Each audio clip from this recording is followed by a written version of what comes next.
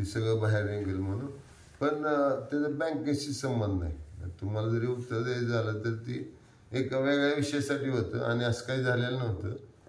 परंतु त्यासाठी सेपरेट पत्रकार परिषद घेऊ आपण. ही कालवा बिल आहे ना, त्याचा संबंध नाही. आजची जी बी सुरळीत व्हावी म्हणून बार्शीतल्या एका शिक्षण संस्था चालकांनी तुमच्या दोघांची बैठक घेण्याचा प्रयत्न केला. मग ते बैठक झाली का? तर 100 झाले, एक नाही.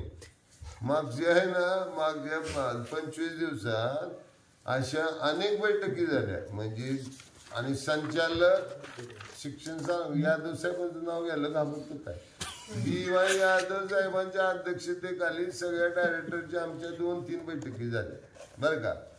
अजून आता दुसरं काय नाव घेत नाही मी, पण अनेक मोठ्या लोकांनी नाही मोठ्या अनेक लोकांनी जे समाजात त्यांचं वजन आहे ह्यांचा सदहेतू एवढाच होता की बाबा हे असं त्याचं फाटू नये. आणि माझा पण हेतू तोच होता, फाटायसाठी केलेलंच नाही, सुधारायसाठी केले. सुधारा बस संपलं.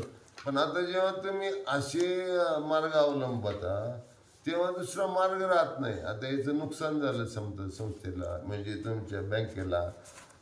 मागच्या वेळेस असं ठेवी काढून घेतल्या होत्या. मला भीती होती की बाहेर गेलं तर आणि काय आमच्या बँकेला त्रास होईल म्हणून शक्यतो करायचं नाही. पण आता आम्हाला मार्गच राहिला नाही. याच्याशिवाय तुम्हाला आम्ही दात कुठं मागायची है ना. तुम्ही आता इथं जी भीती दात काढून टाकली आमची.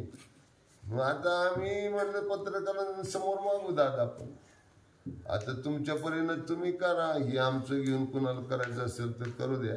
आमची झेप इथपर्यंतच आहे. इथून पुढं आता करणं काय जे आहेत ना ते करणारे करतील. ठीक आहे. अजून काय नाही ना.